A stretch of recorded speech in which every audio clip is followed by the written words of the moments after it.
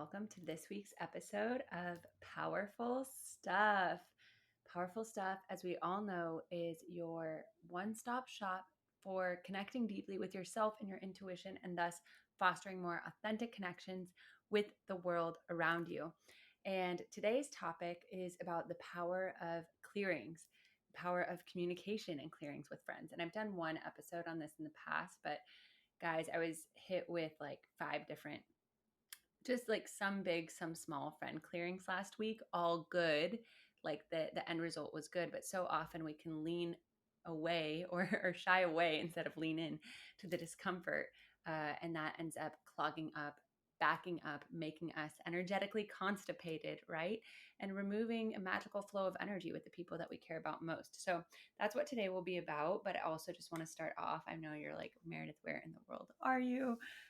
Great question. I am in Long Beach Island, New Jersey, a 19-mile sandbar. If anyone knows of it, make some noise. But my family's been coming here since my mom was a little girl, and I would come here every summer, literally until after college. And in fact, the last time I was here, this is just a fun little story to like warm us in, guys, a little foreplay, if you will. But the last time I was here, actually was in 2021, and I was literally telling all of my investors and advisors that I would be shutting down my alcoholic kombucha company. And that very week, I was like, I'm so glad to be here with my family and kind of being held in the energy of my family and a reminder of who I am as I go through this transition of kind of shifting out of this identity as a founder. I can't tell you how hard it was, but how healing it was to be around my family, to see all these photos of inner child Meredith as a 6-year-old on the wall on the beach here being like, it's okay. Like, there's still other parts to you. And all within the midst of that, I decided to get on Hinge and was like, maybe I should set up a few dates for myself when I'm back in LA to just freshen up the energy. And I literally matched with my husband, Spencer, as I was leaving Long Beach Island, because I had set my location back to LA. And it's so crazy. Look at here we are today. So even though yesterday we had a huge odyssey to get here, we went from LA to Newark, but as we were flying in, like literally 15 minutes away, they diverted us because there wasn't enough traffic controllers or something like that to safely land the plane in Newark. So they diverted us to Dulles in DC. And then we waited there for many hours and then got back on the plane and landed and got here at 3 a.m. yesterday. But all of that's to say, it was really fun this morning after I got a decent enough night of sleep to show Spencer like where I came from. But like all this last remaining piece of my life from my childhood that he hasn't seen, because he's seen my childhood home in Texas. And he'll also see New York City with me next week, which I know, Canadian man in the Big Apple. He's never seen New York City as well. So all of that's to say that's been really sweet. But clearings, guys. Okay, so I'm not going to go into the specifics of mine. But I will say that clearings were had with multiple very good best friends, not just one. And then little clearings of setting little boundaries here and there with other people of stuff that I usually maybe wouldn't say, or just be like, no worries, but, found a nice way to kind of air it out. And on that note too, was also on the receiving end of feel like of clearings with the good friends that I did have, right? Because it's one thing for us to say what's on our mind, but also oftentimes when we don't, or it piles up, like the other person can energetically feel that, and they might have things that they want to say to get off their chest as well. And part of us having a clearing with someone, especially if it's someone that we care about, is that we have to be open and willing to hear their perspective, or if they have to have a clearing with us as well. That it's not just going to be necessarily all the time like, you're right, I did all these things wrong, I'm so sorry, how can I make it up to you? Sometimes, it is just one party that really maybe in that situation dropped the ball, but oftentimes it's a misunderstanding between two people, and both people had their feelings hurt or felt misunderstood in certain ways. So have no fear, your energetic X-Lax is here, and we're going to clear this out. I don't know what it was. It was like after the 7-7 portal. And it was so funny because it always happens that when I'm teaching something for the upgrade, a certain module, it was like, it always appears that like I as well am invited into a new layer of deepening or embodiment around that module. Like last week was own your story in the upgrade, about not attaching to old stories, but allowing new stories to be written that serve us and serve those around us. And as we step into what we want to manifest, right, that calls for talking about ourselves and our past in a more empowering way. And also when we get triggered, not letting old stories of this always happens to me, or why do they always do that, or whatever, bring us down, but also like, okay, it's coming up, so I can shift. And what is the best way to do that? And sometimes it doesn't feel good to do that, because the junk food, the easy fix is to go into like an old junk food story of like, why me, or this always happens, or why do they do this, right? It's like so comfortable and it's so annoying. Sometimes you can almost feel your inner child digging their feet in. I'm like, I don't want to do the right thing. I just want to pout and be more of the like, woe is me character in this story. And we get it, right? Because then we get to mother or father our inner child, um, and be like, you're right. They hurt your feelings and that sucks, versus like, oh, that stings as well. And this could be a good opportunity to use your voice. And if you do really care about this person and you want them in your life, it's also recognizing that they have an inner child with their own patterns that they're working through, and sharing your truth with them says, hey, I respect you enough that I know you can handle my truth, and vice versa. So I'll just give you a few little tidbits and then we'll end with a quick meditation for clearing. Um, so the first thing to remind ourselves or to get clear on, when we haven't had a clearing, is just noticing like where things have been piling up. Are there things you've been sweeping under the rug? If you're starting to feel resentful in a friendship, it usually means that there have been unvocalized boundaries. Maybe you're afraid to start vocalizing them because it always feels uncomfortable to start a new boundary. It's like so easy to start boundaries with like new people, right? Because that's like how they know you from the get-go, but it's really uncomfortable to set or adjust boundaries with people that you already know, who are used to getting thing in one way from you. And it can cause like a reaction or readjustment from their end, either because they're not used to it, or maybe because it triggers them that they haven't set these boundaries in their own life. And it can be triggering to be on the receiving end. I've also been on the receiving end of like when people have set new boundaries for themselves, and I'm like, wait a second, like we used to do this all the time and now this doesn't feel good. And it's like we're all kind of adolescents sometimes when we first set boundaries, where it can be clunky. We might not word it in the best way. We might have mama bear or papa bear energy around protecting our energy. The other person might be like, whoa, where does this come from? It can make them defensive. So it's all learning, and it's all to have grace and compassion with ourselves and others, and trusting the best intention. So that's the number one thing, is I would say assume best intent, especially if it's somebody that you deeply care about. Assuming best intention going into a conversation is going to set you up for success. Of like, okay, there's probably some side of the story I'm not seeing here. They're probably acting out of their own self-interest for whatever reason, which I get. We can all have those moments, but they're not actively trying to like shun me or be malicious to me. So assuming best intention is number one. Number two, it's like getting clear on what you need to communicate to yourself first and then to others, right? It's hard to communicate to others if we don't know yet what we want to communicate to ourselves. Do we resent ourselves for not vocalizing a boundary? Do we feel hurt by something that they did? Where are we not feeling seen or heard in a certain way? And so just acknowledging what we need to communicate to ourselves first. And I like to have a little dialogue with my inner child of like, how did that feel when that happened? What would feel like a good repair? What do you need from me to feel safe, regardless of if we talk to this person and they have a certain reaction that doesn't go the way that you wanted it, you know? And that's number one, because sometimes when we act too fast or react impulsively to someone else when something happens, we also haven't processed things fully, and things might come off really harsh. Or the other person might be like, okay, well, I don't know what you exactly want me to do here, because maybe you haven't gotten clear with yourself on it. And it's okay to say, like, I don't know. As Brene Brown says, clear is kind. It's okay to say, like, I don't know what I need right now. I just wanted to voice it, right? But it's being clear with what the intention is. The third thing is getting clear, or reminding yourself rather, when you do decide to have a clearing with somebody, that you are doing it in service of your friendship. You are doing it in service of becoming closer to the other person, whether it's a personal friendship, whether it's a professional relationship, whether it's a romantic relationship. reminding yourself, and this is also someone else has a clearing with you, right? Reminding yourself you or them are only bringing it up because you care about this person and you want to make it right. You want to deepen the intimacy, you want to deepen the connection.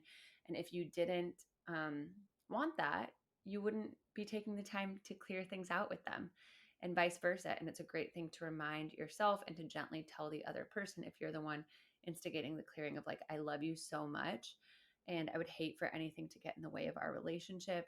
And that's why I really want us to, have a conversation about this, because I want to be able to share where I'm coming from. I'd love to hear where you're coming from. And my end goal is that I hope this makes us stronger on the other side.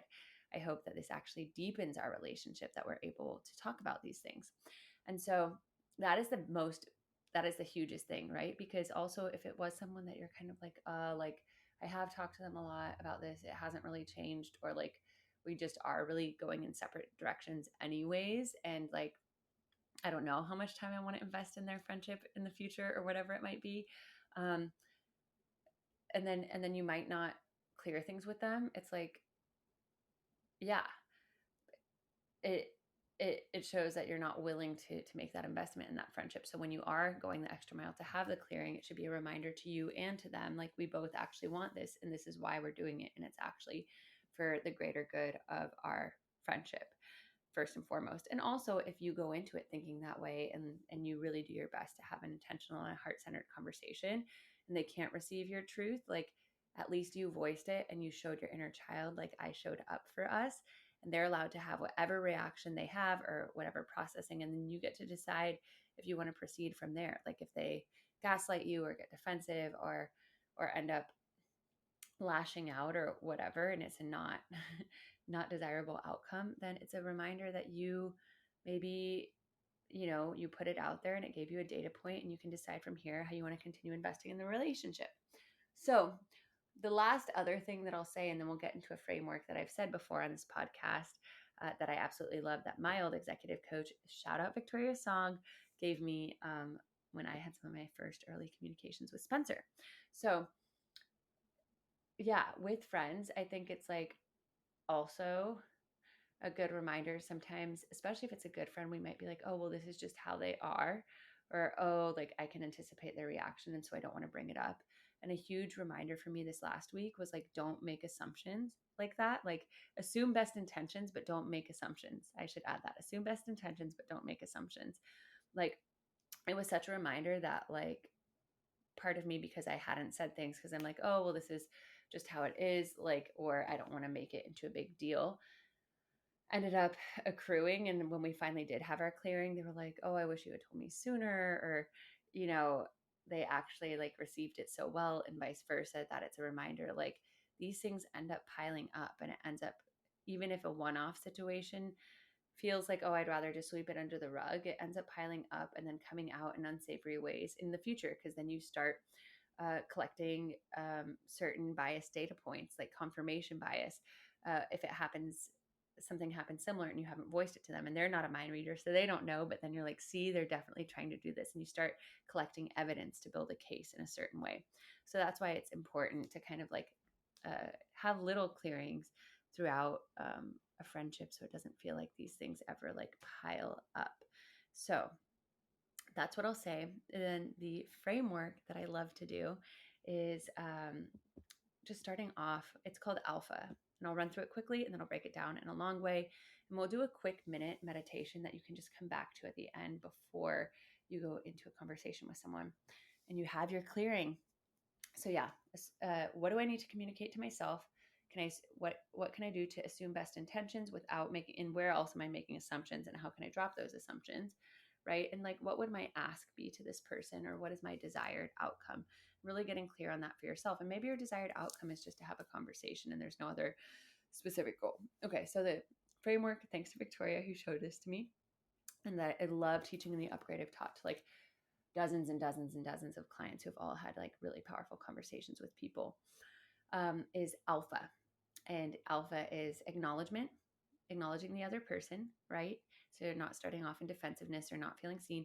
Long-term vision. What does a long-term vision look like for both of you? Sandwiching the problem in the middle, the P, which you want to avoid, like, you made me feel this way, or you did this, like character attacks. You want to just focus on I statements and factual. When this happened, I felt this way, right? Because no one can argue with how you felt, but you're also acknowledging that they didn't have necessarily that intention to make you feel this way, but this is how you ended up feeling. So, like, when this happened, I felt this way.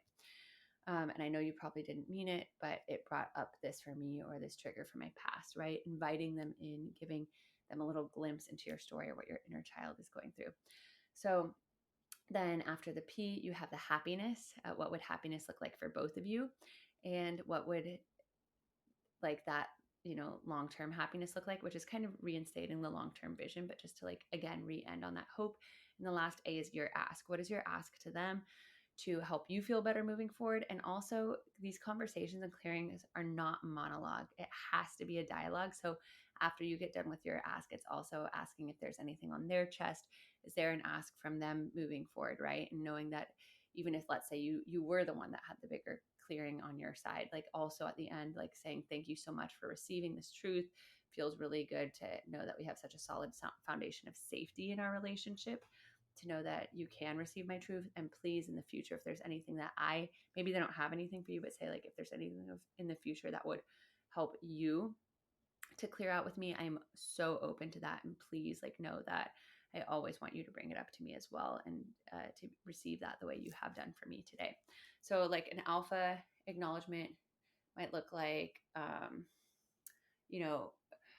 I acknowledge that you're such a great friend. I love how you did XYZ for my birthday this year, and how you've really, like, called me proactively to, make plans and keep in touch in the last few months. My long-term vision is that, or my hope is that, this brings us even closer, and we're able to kind of move through these things with grace and ease, and that it even deepens our level of intimacy, or whatever your thing is. So, like, last week when we were in this group, I felt that when everyone was talking, or when you were talking, for some reason, like, the way you responded to XYZ made me feel a little sad, like I was kind of the odd one out. And I noticed this a few other times this week, and I don't know if you were even aware of it, or if I was just feeling sensitive. I just wanted to kind of acknowledge that that's how I was feeling last week. If you notice, I might have felt a little sad or distant. My hope is that, like, I know we both deeply care about each other. We always want each other to feel valued and seen. And so my ask is just that, if in the future we can kind of, in these group dynamics, maybe just check in with ourselves to make sure the other one's feeling, included, or whatever it might be. That was kind of like a very generalized example, but you can take it and you can run with it for yourself. And also, what I love to do, which we'll do now, is just a brief minute meditation before you go into the conversation, where you just envision the best outcome, and you remaining in your center point and projecting this energy of peace regardless of the other person's reaction. So we'll go ahead and take a deep breath in. Exhale it out. Another deep breath in. And as you exhale, just dropping into the love that you have for this person, maybe calling to mind a few things that they've done for you in your relationship that really have touched you. Or maybe ways they've helped you grow, or just nice things they've done to go out of their way, or special memories you've had, and just feeling that love for them. And imagine that love like a warm light that you're sending out to them, and feeling it received back. And from this love and this deep hope and trust in the foundation of the friendship or relationship, go ahead and envision yourself having this conversation with them. Almost like both of you are there having the conversation, holding the hands of each of your inner children, and just feeling this love deepen and deepen the more you voice things, and your inner children feeling so relaxed and safe and seen. Feeling like they're seeing and loving your inner child, you're seeing and loving their inner child. Both of you are softening into this experience. Imagine yourself radiating this love and allowing them to have whatever reaction or whatever processing that needs to come up, knowing that it's all in service of this love, not letting yourself get affected, being the energetic rock. And then imagining both of you on the other side, feeling even more deeply connected and just so grateful that you were able to have this conversation. So empowered.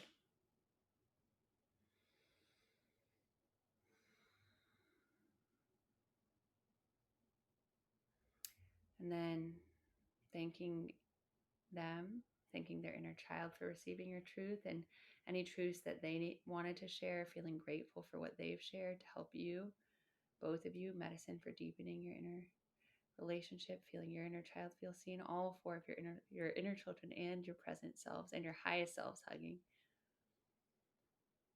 And feeling that ripple into other areas of your life, unblocking your throat, giving you even more permission and power in all these other areas to share your voice because you cleared it in this area, feeling all areas of your life resonate and reverberate and elevate, and getting a little glimpse of how it impacts and deepens your relationship to yourself, your other relationships. Breathing into that, taking another breath in. And exhale it out, let it go. Open your eyes, come back into this space. And just take a moment to sit in that, maybe writing out your alpha for them. Acknowledgement, long-term vision, problem, happiness for both sides, and your ask. And your deepest intention and love for them. Maybe even writing them a letter of gratitude for all the good things that they brought to your life. So you go into the conversation already couched in so much gratitude. And I love that we're doing this now because actually this week in the upgrade, I'm teaching boundaries and communication. So it's all just so aligned and it's so clearing, and it's good to clear these things out in the summer because it's our halfway point before the end of the year. So it's a great time to kind of clear out the energetic blockages and get ready for the second half of the year. We have so much more to talk about. And if you're interested in the next upgrade, it is the last intimate upgrade that I'll be leading. As some of you might know, I announced on Instagram, I'm pregnant. I'm so excited. I'm going to do a full episode on that coming up soon. But if you're interested in doing the upgrade, the one starting in September will be the last intimate one like this. So let me know. We already have a wait list forming for that. And I will see you next week for more powerful stuff. And message me. Let me know how your communication goes because you are so fucking powerful. I'm proud of you for doing this work.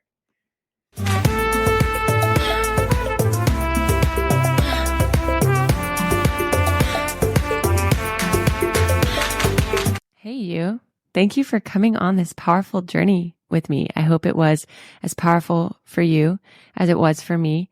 And if it was, it would mean the world to me if you rate, review, and subscribe to Powerful Stuff so I can keep bringing you the goods. We can keep going on this transformative journey together. And if there's powerful stuff that you want to share with me, with the Powerful Stuff community, tag us on Instagram at That's Powerful Stuff or The Meredith Baker. And I look forward to seeing you next week for more powerful stuff.